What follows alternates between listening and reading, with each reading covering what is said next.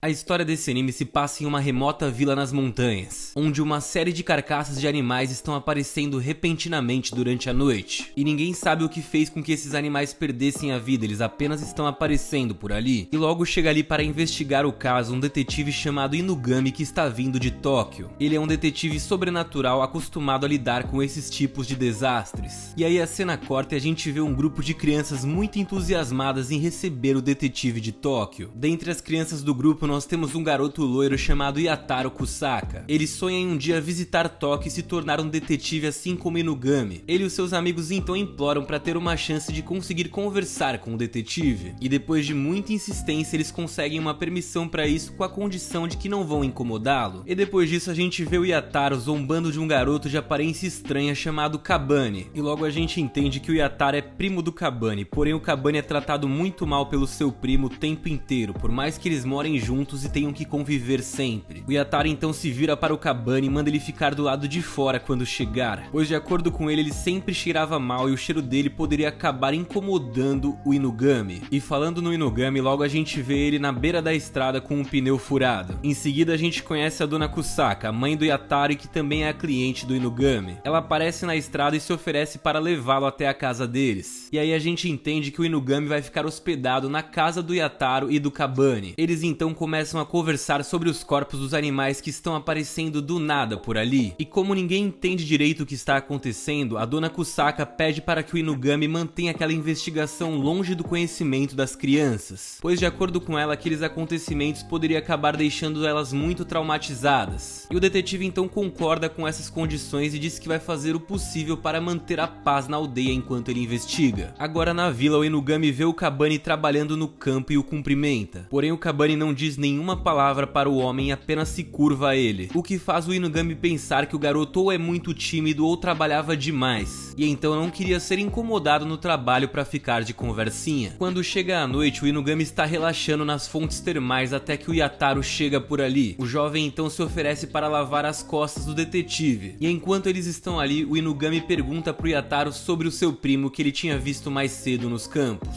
O Yataro então diz que o nome do seu primo é Kabane e que ele era conhecido por ali como um yokai. Ninguém gostava muito dele, diziam que ele cheirava mal e ele estava sempre trabalhando ao ar livre nos campos. E o Yataro diz que o cheiro do Kabane acompanhava ele desde que ele tinha nascido e era um cheiro muito ruim. E por conta disso ninguém queria se aproximar dele ou conversar com ele. E o pobre do Kabane também foi abandonado pelos pais e desde então ele mora com a mãe do Yataro que o acolheu. Aquela história deixa o Inugami bastante pensativo, então após o banho ele pede para que a senhora Kusaka não deixe mais o Yataro servi-lo. Agora ele quer conhecer o Kabane e quer que ele que atenda ele na próxima vez. E como ele é um cliente, né, e o cliente tem sempre razão, ela apenas concorda. Quando chega na manhã seguinte, então o Kabane faz o café para o Inugami. E depois que o Inugami consegue abrir um diálogo com a criança, ele pergunta ao garoto se ele tinha visto algo estranho recentemente, pois como ele sabia que o Kabane ficava fora até tarde, talvez ele teria visto alguma coisa que pudesse lhe ajudá-lo na sua investigação. E logo o Kabane surpreende o Inugami dizendo que sabe sobre os animais que estão aparecendo sem vida, e ele diz que na verdade é ele quem é obrigado a se livrar dos cadáveres sempre que isso acontece. O Kabane então dá detalhes e explica ao Inugami que esses eventos misteriosos normalmente acontecem na noite de lua nova. O Inugami então nota que a próxima lua nova acontecerá em 5 dias, então de acordo com o Kabane esse provavelmente seria o próximo dia onde os animais voltariam a aparecer. Depois disso os dois esperam juntos pela lua nova e durante esses dias que se passam, o detetive passa a maior parte do seu tempo ajudando o Kabane em suas tarefas diárias. Até que um dia o Inugami nota um colar em Kabane e ele pergunta do que era aquele colar. O Kabane responde que não sabe bem o que é, mas ele usa esse colar desde que nasceu. E ele acreditava que aquele colar provavelmente tinha pertencido aos seus pais. E ele também diz que provavelmente havia sido abandonado por eles, mas ele carregou essa pedra a vida toda consigo. Mas a verdade é que o Inugami reconhecia o símbolo trajado na pedra e ele disse ao Kabane que ele estava incorreto sobre ela. O Inugami logo explica que aquela pedra é conhecida como Pedra da Vida. Ele diz que aquela pedra contém um componente especial que só pode se formar em circunstâncias especiais também. E por ser tão precioso, ele duvidava que os pais do Kabane teriam deixado aquilo com ele sem motivo, o que provavelmente significava que ele não tinha sido realmente abandonado como ele acreditava. E aí o Inugami então pergunta ao Kabane se ele gostaria de conhecer os seus pais um dia, pois ele diz que se o Kabane tiver esse desejo, ele acha que pode encontrá-los. anos. Depois disso o tempo passa até que finalmente chega a próxima noite de lua nova. Vemos o Kabane esperando pelo Inugami do lado de fora da casa. E como sempre acontecia, o Kabane estava ali de boa quando de repente o Yataro chegou e começou a mexer com ele. Isso porque ele estava com ciúmes da atenção que o Inugami estava dando para o Kabane. Logo o garotinho mimado começa a gritar com o Kabane dizendo que ele não é especial e que ele só estava fazendo tudo aquilo para arruinar as suas chances de ir para Tóquio com o Inugami. No meio do seu acesso de fúria, então o Yataro arranca o colar do Kabane e logo que ele faz isso, o Kabane começa a se transformar em um demônio assustador. O Yataro então vê aquela transformação repentinamente e sai dali gritando. Porém, infelizmente, enquanto o Kabane estava se transformando, ele ainda conseguiu manter o seu controle e pegou o seu colar. E quando ele conseguiu fazer isso, ele acabou voltando ao normal. E ao perceber o que tinha feito inconscientemente, o Kabane fica chateado. Ele então é visto chorando perto do celeiro e ele está achando que tudo que tá dando de errado é culpa dele. Na cabeça dele, ele provavelmente era um monstro, até mesmo responsável por estar acabando com os animais ali. Ele estava se sentindo muito mal por ter uma aparência tão horrível e por ser um monstro agora. Até que o Inugami o encontrou e mostrou pra ele que ele tinha um rabo em suas costas. O Inugami então explica pro Kabane que eles dois são criaturas chamadas Kemonos. E ele diz que os Kemonos existem no mundo humano já faz muito tempo. Eles são raros, porém eles vivem entre os humanos e eles não são percebidos a maior parte do tempo. O Kabane está confuso, então ele pergunta pro Inugami como que eles poderiam ter nascido daquela forma. E o Inugami então revela que um Kemono era originado a partir da relação entre um yokai e um humano. E ele também explica ao Kabane que a pedra que ele carregava era tão importante para ele, pois ela permitia que ele mantesse a sua aparência humana. E ela também impedia que sua sede de atacar os humanos fosse contida. Porém, o Inugami tranquiliza o Kabane e diz que ele não é o responsável por estar atacando os animais. Depois de saber que não tinha culpa em relação aos animais, o Kabane conseguiu ficar mais aliviado. Porém, o sossego não durou nada, pois ele logo se lembrou que o Yataro tinha fugido para a floresta, pois ele havia ficado com medo ao ver o Kabane se transformar em um demônio. E bom, dessa vez aqui eu vou passar um pano pro Yataro, porque se eu visse o meu primo se transformar em demônio, eu provavelmente sairia correndo gritando também. Inclusive vai ficar aqui esse desafio. Se você assistiu até essa parte do vídeo, eu quero que você fale como você se defenderia do seu primo demônio. Se ele se transformasse em yokai na sua frente, o que você faria? Deixa um comentário criativo aí que eu vou estar dando coração nos mais engraçados. E você também vai estar me provando ser um otaku level mais de 8.000 por ter chegado até essa parte aqui do recap. O desafio tá lançado, hein? Mas enfim, voltando ao anime, logo o Kabane e o Inugami vão atrás do Yataro na floresta. E quando eles finalmente encontram o Yataro, eles percebem que ele está cercado por alguns cães que não parecem nada normais. Parece que eles tiveram algum contato com a K9 ou alguma coisa errada assim. Porém, logo as criaturas são todas finalizadas pelo Kabane e pelo Inugami. E momentos depois disso acontecer, eles se deparam também com um dos culpados pelo que está acontecendo aos animais. E agora a gente tem ali um demônio alce. Sim, você ouviu certo, um demônio alce, que sem demora parte para atacá-los, porém o Kabane agora é dotado de uma força incrível. Depois que o colar foi quebrado, algo mudou nele e agora ele está super poderoso e consegue derrotar o monstro com as próprias mãos.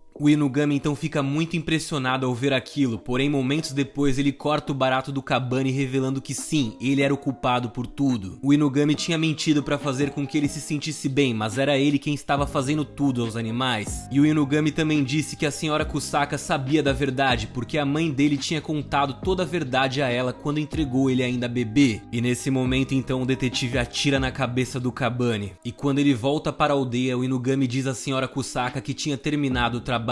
Depois disso ele parte dali carregando o corpo do Kabane junto com ele. Porém mais tarde a gente vê que o corpo do Kabane está se regenerando e que ele está vivo novamente. O Inugami então explica pra ele que isso era uma habilidade dos Kemonos e que ele podia regenerar por conta disso. Pois é, tá aí uma das vantagens de ser meio yokai e também meio humano. O Inugami então leva o Kabane para o seu escritório em Tóquio junto com ele. Quando eles chegam lá, o Kabane conhece outros dois órfãos chamados Shiki e Akira. E o Inugami então explica que também os acolheu porque assim como ele e o Kabane, os dois eram Kemonos. E nesse momento então Inugami faz uma proposta para que o Kabane fique morando em Tóquio para trabalhar com ele em sua equipe de detetives. Porém ele fala que o Kabane pode ter tempo para pensar, ele não precisa responder na hora. O Akira então pergunta se o Kabane também era um Kemono como eles. E ele então ressalta que o cheiro do Kabane era um cheiro bastante incomum até mesmo para um Kemono. E logo temos uma nova revelação. Inugami responde para eles que na verdade ele era misto até até nisso. O Kabani é meio Kemono e meio humano, então na verdade ele é conhecido naquele mundo ali como Hanel. Porém o yokai dentro do Kabani era tão poderoso que ele se tornava um demônio imortal quando o ativava. Porém ele tem semelhanças com Shiki, já que ambos são Hanels. E caso não tenha ficado claro, basicamente o Hanel é a mistura da mistura, ele é meio humano e meio Kemono. Pode ser um pouco confuso, mas a minha dica aqui é: aceita isso porque vai valer a pena. E aproveitando, eu vou deixar uma dica extra pra vocês: não se deixem enganar pela fofura e pelo jeito do Akira, porque na verdade ele tem um hashi entre as pernas. E bem, apesar de ser da mesma raça do Kabani, o Shiki não gosta nada dele na primeira impressão porque ele está utilizando as suas roupas. E ele também não entendia o motivo de outro membro ter que ser recrutado. E ele então diz pro Kabani que como ele é um ano mais velho do que ele teria que aceitá-lo como seu superior. E depois disso ele sai dali furioso e vai pro banheiro, sei lá por que motivo ele tá tão bravo. Vai ver que a dor de barriga tava muito forte, não sei, vamos julgar, né? E aí mais tarde então o Kabani vai ao banheiro e ele tropeça então em um fio. E logo o Shiki aparece perguntando por que ele estava ali, o que ele pretendia estando em um lugar como aquele, afinal de contas. E o Kabani responde que o Inugami estava disposto a ajudá-lo a encontrar os seus pais. Só que nessa hora então o Shiki ri da cara do Kabani e diz pra ele que os pais dele provavelmente já estão mortos, ou que eles provavelmente tinham abandonado ele porque não queriam ele. Coitado do Kabani, depois de se livrar do Yatara, agora ele tem o Shiki no pé dele. Sem responder à provocação, o Kabani tenta se levantar, porém ele não consegue fazer isso. Ele logo nota que a corda estava presa a ele e o Shiki diz pra ele não se mover, caso contrário ele vai arrancar a sua perna. Porém o Kabani não tem medo daquilo, ele não escuta nada e se liberta daquilo, deixando um buraco na sua perna mesmo assim. O Shiki pergunta se aquilo doeu, mas para sua surpresa ele vê que o Kabani conseguiu se curar rapidamente. E agora o Shiki começa a entender um pouco sobre o poder do yokai que o Inugami tinha dito pra eles. O demônio dentro do Kabani era realmente muito poderoso. E aí no dia seguinte eles partem para sua nova tarefa de investigação. E quando eles chegam até o local, a polícia explica que tinha acontecido uma infestação de insetos, que tinha atacado uma família dentro de sua casa. E aí o Inugami explica que algo dentro da sala da família estava atraindo os insetos para lá. E a menos que eles retirem esse objeto ou sei lá o que for, os insetos nunca vão sair da casa. Neste momento vemos os poderes do Shiki. Ele tenta usar os seus poderes de seda para produzir teias e assim ele tenta prender as criaturas em sua teia. No entanto, a ideia foi boa, mas acabou não funcionando, pois os insetos simplesmente destroem a teia e começam a comê-la. O Inugami estava prestes a oferecer apoio ao Shiki, porém o Kabani se oferece para ajudá-lo antes. Isso deixa todos na sala com medo, já que ele é jovem e eles ainda não conhecem seu poder. Porém o Inugami concorda com aquilo e ele lembra a todos que o Kabani podia sobreviver, já que ele não podia produzir sangue ou sentir qualquer dor mesmo. E assim que o garoto entra, os insetos rapidamente cobrem todo o seu corpo. Porém, como o Inugami tinha previsto, o garoto não sente nada, e os animais também não conseguem se alimentar dele. Sendo assim, ele conseguiu tranquilamente entrar e procurar pelo objeto que chamava os insetos até ali. E logo a gente vê o Inugami explicando pro menino que morava naquela casa que aqueles insetos na verdade se alimentavam da emoção, da culpa dos humanos. E logo a gente entende que isso fazia bastante sentido, porque o objeto que atraiu os bichos até lá foi na verdade um par de sapatos que tinha sido roubado. Porém a gente entende logo que o irmão mais novo do menino tinha roubado aqueles tênis para sua mãe, porque eles eram muito pobres mesmo. E depois de ter sido útil, o Kabani se sentiu bem depois de muito tempo em sua vida. E ele então concordou em fazer parte da equipe do Inugami. E em troca o Inugami o ajudaria a encontrar os seus pais um dia. E aí mais tarde, naquele mesmo dia, a gente vê um detetive conversando ao telefone com uma mulher misteriosa chamada Inari. E logo a gente entende que essa mulher tem grande influência na polícia de Tóquio. O detetive então conta a Inari sobre o Kabani e que ele pode ser uma possível ameaça. E aí no dia seguinte o Inugami então envia os seus garotos para a delegacia para se encontrarem com a Inari. Porém quando os garotos chegam lá, os policiais não acreditam que aquelas crianças tão normais podem conhecer uma pessoa tão importante e não deixam eles verem a Inari. Porém em seguida aparece ali uma garota chamada Kan e ela pergunta qual daqueles jovens era o Kabani. Depois de se apresentar, a garota revela que a Inari estava esperando por ele em seu escritório.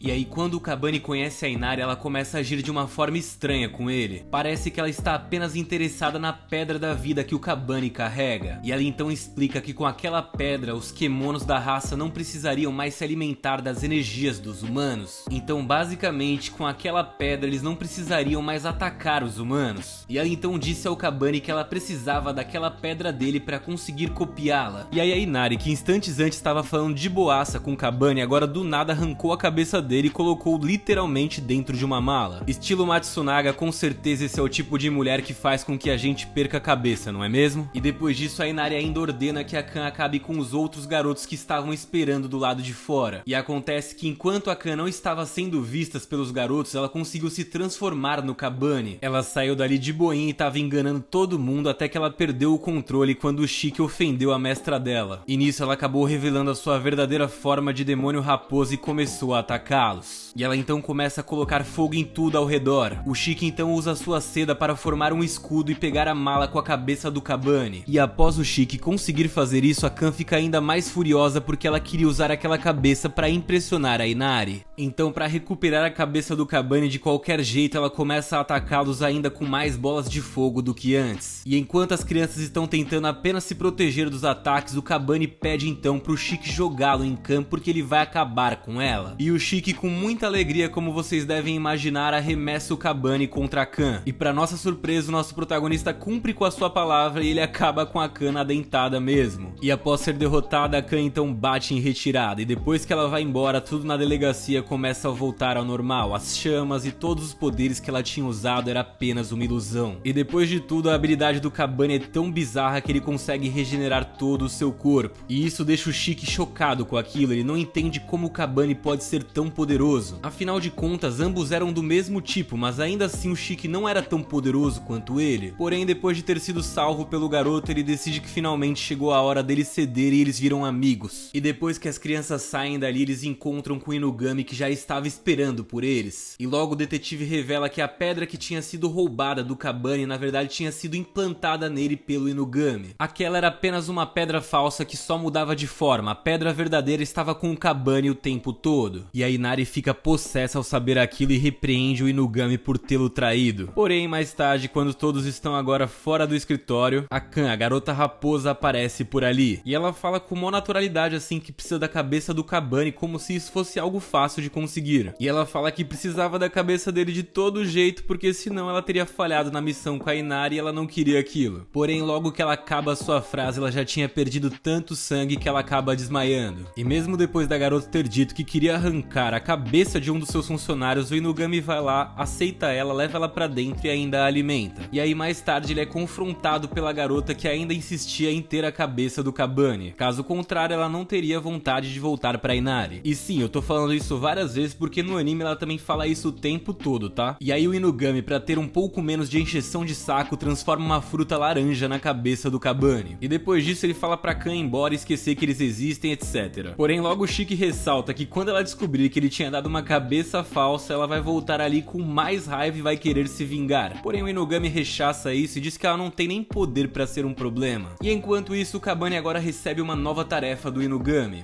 Em sua nova missão, ele precisa descer até as margens de um rio para investigar algumas mortes que estão acontecendo ali por entidades sobrenaturais, e tudo isso ainda próximo do esgoto, tadinho. E logo que o Akira e o Kabane chegam juntos até os esgotos, o Kabane pergunta pro Akira quais são os poderes dele. E o Akira diz que ele pode transformar água em gelo, mas é péssimo em formar poderes em situações estressantes. Basicamente ele é daquele tipo que não funciona sob pressão. Ou seja, você pode contar com ele desde que você não precise realmente contar com ele, senão ele vai ficar estressado e não vai conseguir fazer nada. E bom, enquanto os dois estão ali, de repente eles são atacados por um homem-rã gigante. E essa criatura bizarra acaba capturando o Akira, porém o Kabane consegue libertá-lo. E logo o sapo está prestes a atacar novamente, porém aparece ali um mensageiro do Inugami. E esse mensageiro entrega a eles uma carta junto com uma bolsa e um recipiente com sangue. Depois de ler a mensagem, eles entendem que os sapos ali na verdade são Kemonos, e que eles são os principais culpados pelas pessoas que estão perdendo a vida naquela região. E esses sapos teriam se rebelado contra a sua própria raça e então perdido todo o orgulho de ser um Kemono. E no final da carta, o Inugami então explica que ele estava enviando um pouco de sangue para que eles utilizassem ele para atrair os sapos. E a missão do Kabane é então muito simples, ele deve usar aquele sangue para atrair as criaturas e eliminar todas elas. E só de ouvir falar em batalha o Akira já fica assustado e estressado. Porém ele logo se lembra dos seus motivos para ter ido para Tóquio. E esses motivos eram basicamente enfrentar os seus medos e se tornar uma pessoa mais forte. Então depois de quase ter saído dali com as calças meladas, ele decide no final ficar e ajudar o Kabane. Ele então faz conforme explicado na carta, usa o sangue e coloca ele na água para atrair os sapos que logo vão correndo em sua direção. E enquanto o Akira está ali tendo seus tipos de problemas, o Kabane fica ali lutando com as criaturas que estão chegando. E por mais forte que o Kabane seja, aparecem várias daquelas criaturas, então uma hora ele não consegue dar conta da quantidade. E nesse momento então o Akira tem uma reflexão e se lembra de como todos tratavam ele como um fracote e como ele quer mudar a opinião de todo mundo. De repente ele lança um enorme ataque de gelo contra as criaturas. Em um só golpe ele consegue congelar todas e derrota todas elas. Pois é, ele finalmente se lembrou do hashi entre as pernas e agora teve um pouquinho de dignidade e foi útil. Depois de eles cumprirem a missão, o tempo passa e alguns dias depois o Kabane está limpando o corredor do escritório. Porém ele é logo puxado para uma sala misteriosa, onde encontramos um cara chamado Mihai. E apesar de nunca ter aparecido, essa pessoa aí mora no escritório do Inugami esse tempo todo, tá? Ele revela que ele é especializado em TI, ele faz tudo nos bastidores. E o Inugami agora tá chateado por eles terem encontrado aquele cara, porque na verdade ele é um vampiro cruel com poderes sobrenaturais. E agora no escritório o Mihai sai do seu quarto pela primeira vez em meses e por algum motivo ele revela pro Kabane que ele tinha quebrado seu pulso após uma queda de braço. E por isso ele não conseguia jogar videogame, então ele decidiu ajudar em alguma investigação para variar.